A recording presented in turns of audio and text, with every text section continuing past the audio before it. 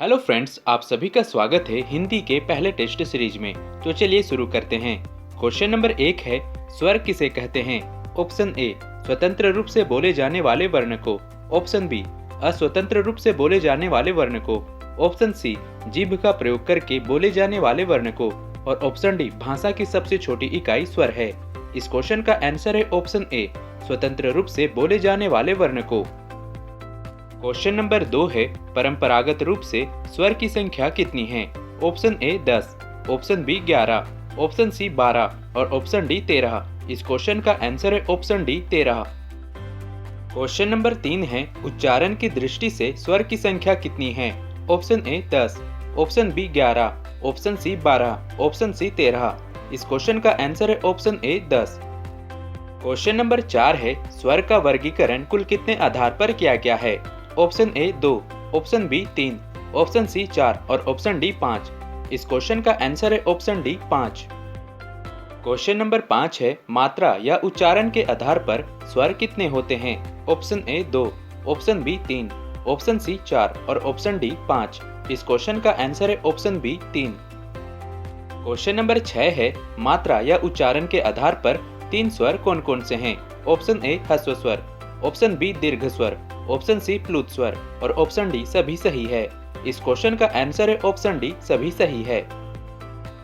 Question number 7 है, जिन स्वर के उच्चारण में कम समय लगता हो वह कौन सा स्वर है? ऑप्शन ए ह्रस्व स्वर, ऑप्शन बी दीर्घ स्वर, ऑप्शन सी प्लुत स्वर और ऑप्शन डी सभी सही है। इस क्वेश्चन का आंसर है ऑप्शन ए ह्रस्व स्वर। क्वेश्चन नंबर 8 है, जिन स्वर के उच्चारण में ह्रस्व से अधिक समय लगता हो यानी 2 मात्रा का समय लगता है वह स्वर कौन सा है? ऑप्शन ए ह्रस्व स्वर, ऑप्शन बी दीर्घ स्वर, ऑप्शन सी प्लुत स्वर और ऑप्शन डी सभी सही है। इस क्वेश्चन का आंसर है ऑप्शन बी दीर्घ स्वर। क्वेश्चन नंबर 9 है, जिन स्वर के उच्चारण में दीर्घ स्वर से भी अधिक समय लगता है वह कौन सा स्वर है?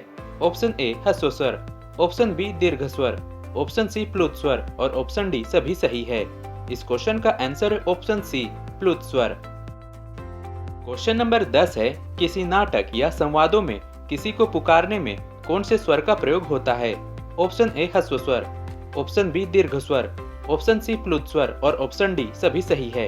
इस क्वेश्चन का आंसर है ऑप्शन सी प्लुत स्वर। क्वेश्चन नंबर 11 है, जीभ के प्रयोग के आधार पर स्वर के 3 प्रकार कौन से हैं?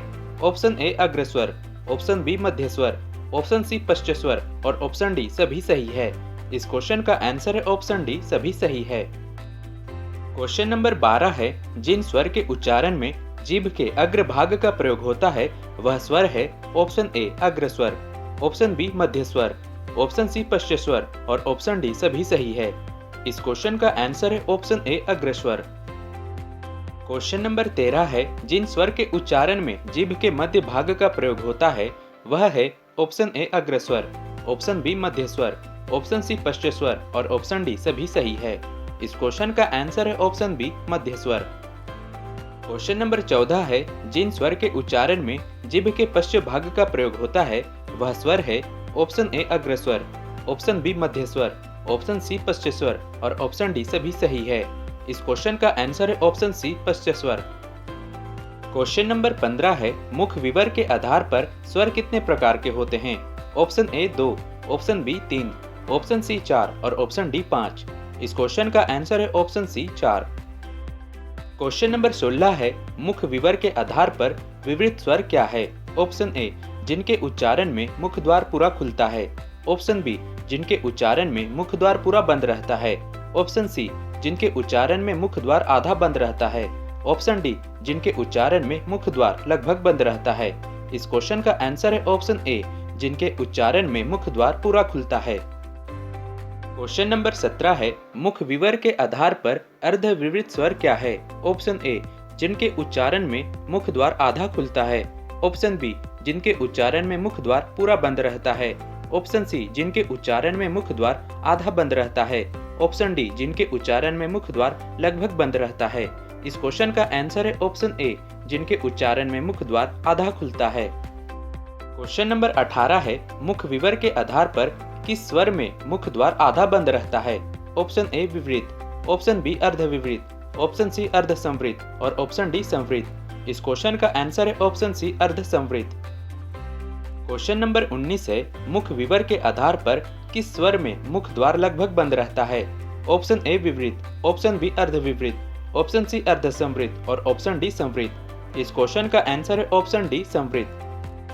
क्वेश्चन नंबर 20 है, ओष्ठों की स्थिति के आधार पर स्वर दो प्रकार के होते हैं, जिनमें जिन स्वर के उच्चारण में ओंठ वृत्तामुखी या गोलाकार नहीं होते हैं वह स्वर हैं। ऑप्शन ए आवृतमुखी स्वर, ऑप्शन बी वृत्तमुखी स्वर, ऑप्शन सी गोलाकार स्वर और ऑप्शन डी सभी गलत है। इस क्वेश्चन का आंसर है ऑप्शन ए, आवृतमुखी स्वर। क्वेश्चन नंबर 21 है, जिन स्वरों के उच्चारण में ओंठ वृत्तामुखी या गोलाकार होते हैं वह स्वर हैं। ऑप्शन ए आवृतमुखी स्वर, ऑप्शन बी वृत्तमुखी स्वर, ऑप्शन सी गोलाकार स्वर और ऑप्शन डी सभी गलत है। इस क्वेश्चन का आंसर है ऑप्शन बी, वृत्तमुखी स्वर। क्वेश्चन नंबर 22 है, हवा के नाक और मुंह के निकलने के आधार पर स्वर कितने प्रकार के होते हैं? Option A 1, option B 2, option C 3 और ऑप्शन डी 4। इस क्वेश्चन का आंसर है ऑप्शन बी, 2। क्वेश्चन नंबर 23 है, हवा के आधार पर निर्नुनासिक या मौखिक स्वर क्या है?